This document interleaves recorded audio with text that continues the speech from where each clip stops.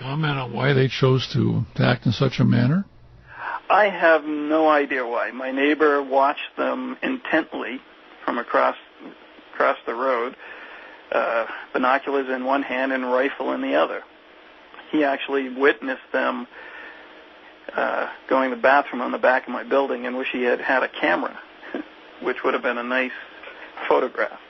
That would be fascinating. This whole raid really boils down to you're manufacturing a partially finished chunk of metal, and then people have to take this, and hopefully they have the skill to complete it, so they can use it in a firearm that they're building for their own personal use. What kind of a chunk of metal is this, and how useful is this chunk of metal unless it's properly machined by somebody else? Because they said you were making an illegal firearm. So what constitutes a firearm based on their latest interpretation? Well, that's what it comes down to, is their interpretation.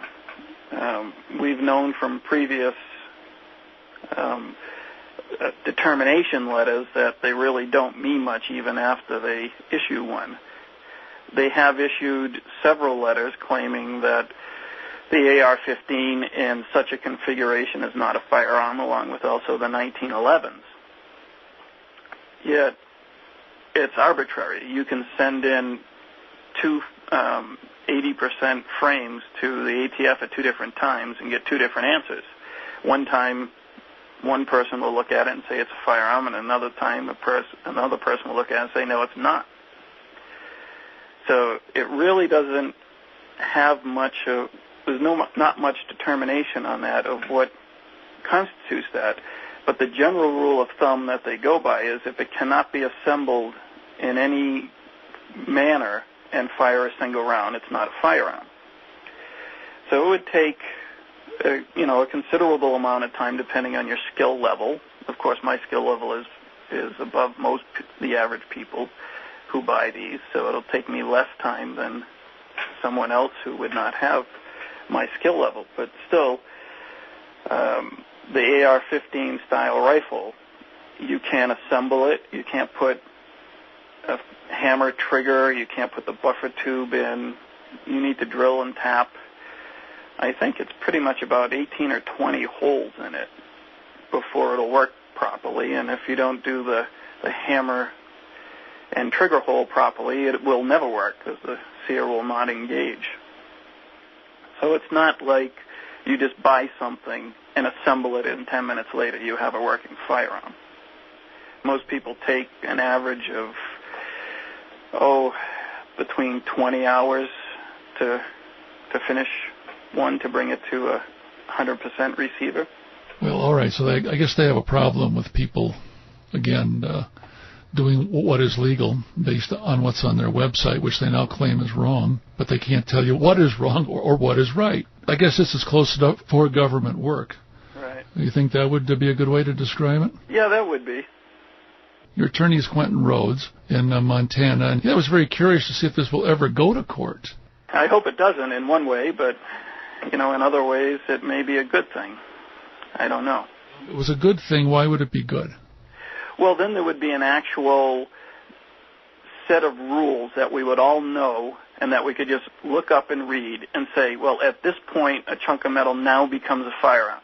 Then we could all manufacture our 80% up to that defined point, and then there would be no discrepancy on what we're doing.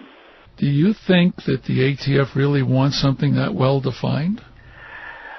Judging from the way they handle things, no, I don't think they would want that. In fact, I would remind people that they do have standardized testing procedures, as we've documented on our website at jpfo.org, in the Len Savage case and the John Glover case, and that the government really does not like to be put into a situation where they have to clearly explain their activities and justify them. Tyranny always likes to work in the dark. They don't like to be in a spotlight. How is your family doing after all of this? Well, we're doing quite well as far as that because, again, the children were not traumatized by men in suits coming in and pointing guns at them. So they just thought some bad people came to the house. So they're pretty good, but, again, we're a little more cautious. We used to leave our doors wide open, and, I had no problem of leaving my garage door open and then going into town for an hour and worrying about anything. So that's definitely changed. How is your wife holding up? She's holding up well. She's either putting on a very good facade or she really is doing well. Okay. Let's go back to the court situation. What do you suppose the court will be asked to decide? In other words, what questions do you suppose the jury should hear so that there will be some honesty at the ATF once and for all?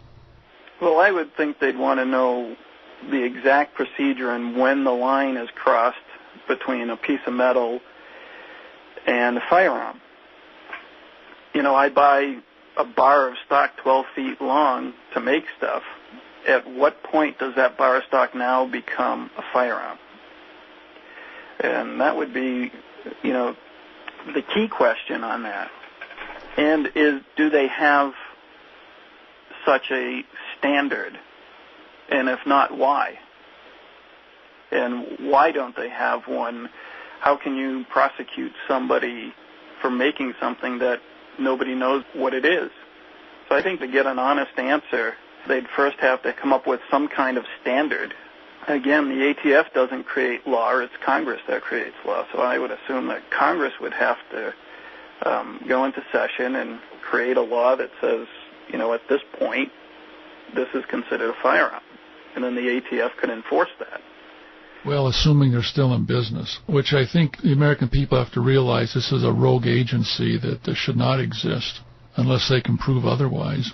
These are the Waco folks who like to murder people in Operation Showtime.